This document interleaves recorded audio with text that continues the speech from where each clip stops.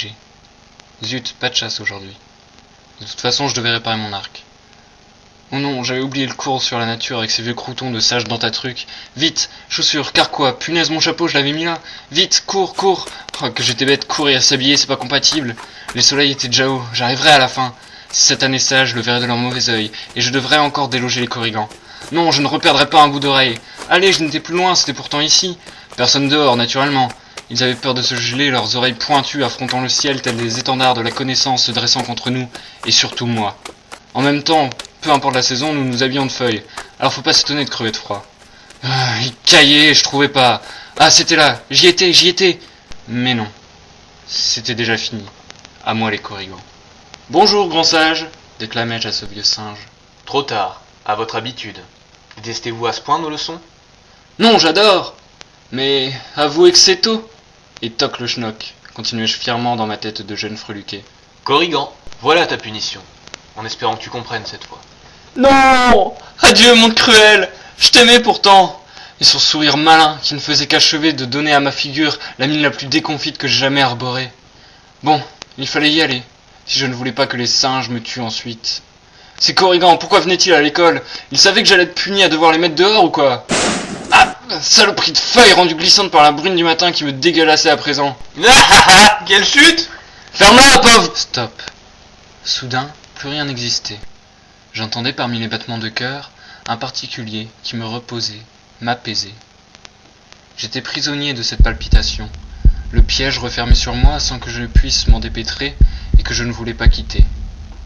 Je ne faisais qu'écouter, peu à peu meurtri et libéré à la fois, totalement sous cette emprise. Je ne me sentais pas vulnérable, en sachant que je l'étais. J'analysais, cherchais d'où provenaient ces percussions si intenses qu'elles englobaient tout mon être qui vibrait à l'unisson. Je dressai les oreilles, et là, je découvris cette source de plaisir. Derrière un arbre, je sentais qu'elle était là, mais pour la voir et la voir, il me fallut me concentrer. Des tonnes de bruits parasites brouillaient mon ouïe et rendaient mon agréable audition très délicate.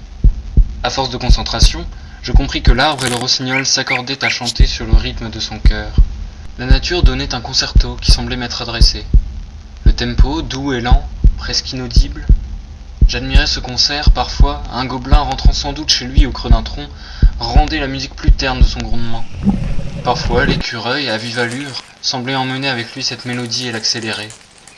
Le tout était orchestré par le vent, qui, semblant avoir compris que j'étais spectateur, soufflait et ramenait chaque son à mes longues oreilles, attentives et en proie à ce délice. Le chant mélodieux s'accompagnait d'une danse, et je vis les feuilles tourner sur elles-mêmes, les arbres valser avec les dryades. À présent, sans me forcer, tout me parvenait, et ma vue, perçant la neige diaphane, ne rendait le spectacle que plus merveilleux. Non, celui-ci, improvisé mais si beau, ne me lassait pas. Malgré tout, je voulais mieux connaître le musicien qui avait lancé cet opéra majestueux. Plus je me concentrais sur cette mélopée, plus j'entendais les sons et variations magnifiques.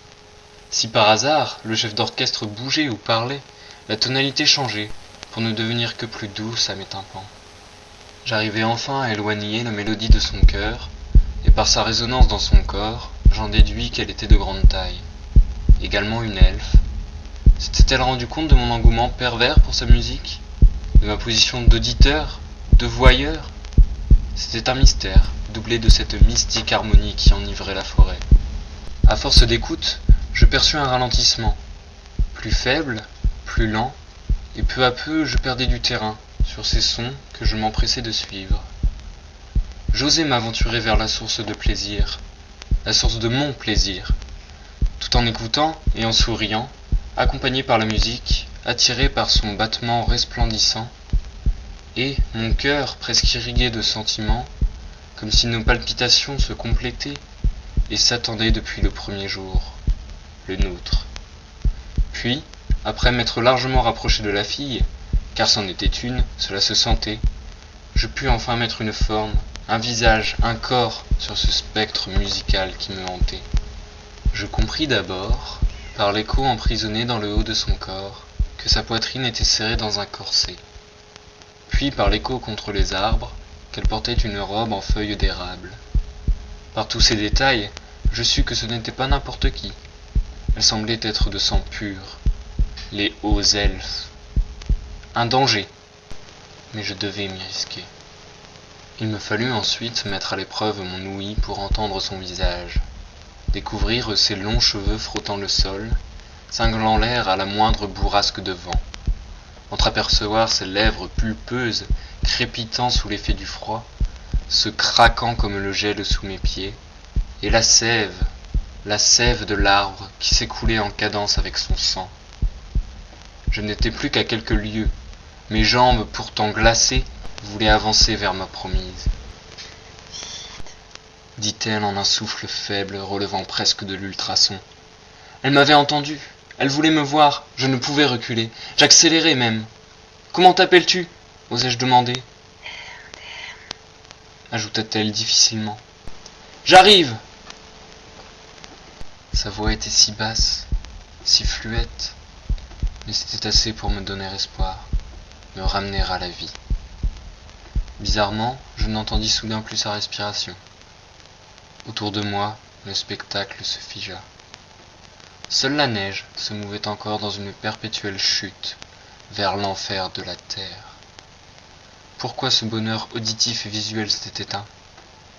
Il me sembla seulement qu'il eût été directement transféré en moi, car je ne m'étais jamais senti aussi épanoui, et mon corps ainsi que mon esprit étaient à la fête. Je vivais. Chuchota-t-elle. Trop tard. Pourquoi Edem? Aucune réponse. Quelques foulées encore. Aucune réponse. Elle était assise, belle, contre le chêne, une fleur d'amore vénéneuse, tueuse pendant au-dessus d'elle. Elle était morte.